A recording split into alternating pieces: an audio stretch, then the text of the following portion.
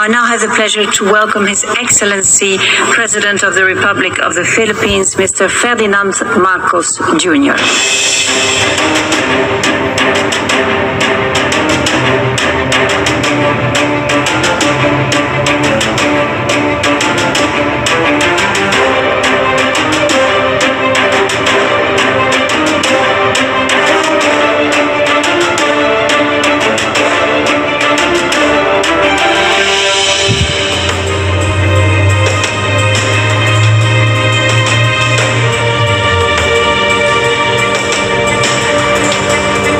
Look, if only I had a photographic memory, I could tell you what it was. But it's all right. We can't show you.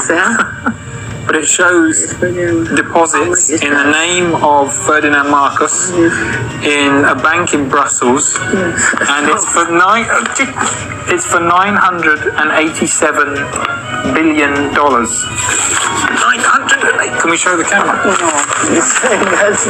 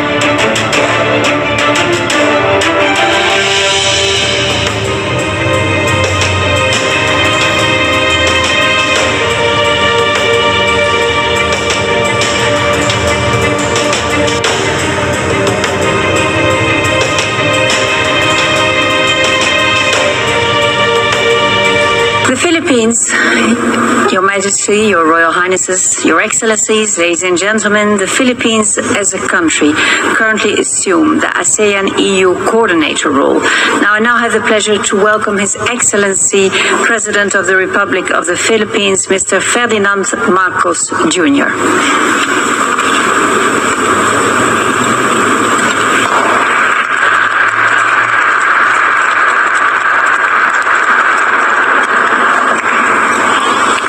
Majesty, Your Excellencies, President Michel, EU Commission President Ursula von der Leyen,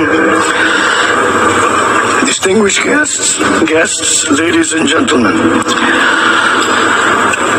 After 45 years of enduring partnership, there is still much that can be achieved between the two organizations that we head. Given the breadth of potential cooperation between our regions and countries, I would like to enumerate 3 priorities. 1, I look forward to closer maritime cooperation between our blocs based on the intersection of priority areas between the ASEAN outlook on the Indo-Pacific and the EU strategy for cooperation in the Indo-Pacific, underpinned by ASEAN centrality. Beyond declaring respect and support for UNCLOS as a legal framework that governs all activities in the oceans and seas, we need to see an effective application of the UNCLOS to address the maritime disputes and geopolitical rivalry in the Indo-Pacific to truly realize the still distant aspiration for the Indo-Pacific to become a sea of peace and prosperity for us all. 2, I look forward to closer economic cooperation, both on our bilateral and bloc-to-bloc relations. At this time of economic recovery from the ravages caused by the pandemic and the current threats on the supply chain, I hope to see the proposed Philippine-EU Free Trade Agreement move beyond scoping negotiations soon. With the entry into force of the Regional Comprehensive Economic Partnership amongst Asia-Pacific countries, the European Union misses out on the benefit of having a similar agreement with ASEAN. We encourage the EU to calibrate the scope and coverage of its proposed FTA to what is currently possible for ASEAN to collectively agree on, so we can make concrete progress on the negotiations on the ASEAN-EU FTA. Likewise, I look forward to closer cooperation and to the continued implementation of the PH-EU Partnership Cooperation Agreement for the benefit of our peoples. And third, the world must get together to fight the effects of climate change and to ensure sustainable development. Climate change threatens to radically transform for the worse many vulnerable ASEAN landscapes. It is a race against time to conserve and prevent habitat and biodiversity loss.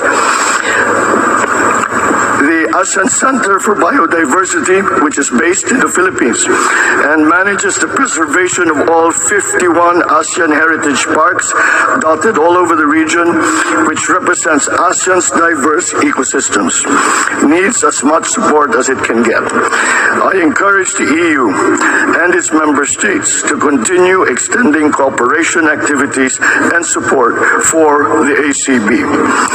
We are currently losing huge chunks of our natural resources at a rate difficult to repair and impossible to replenish in our lifetime.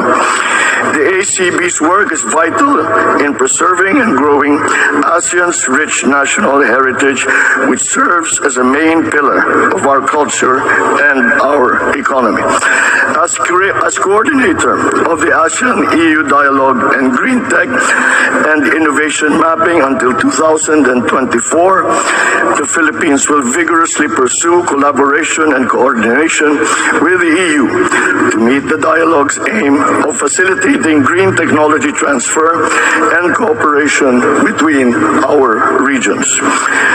At the bilateral level, I express my appreciation for the launch earlier this year of the EU-funded National Copernicus Capacity Support Action Program for the Philippines, which will help us develop and apply space technologies to increase our resilience to natural disasters and climate change. There is no problem like climate change that is so global, in nature that it requires immediate and united effort. We need to act now. We need to act together. We need to get it right. Thank you and good afternoon.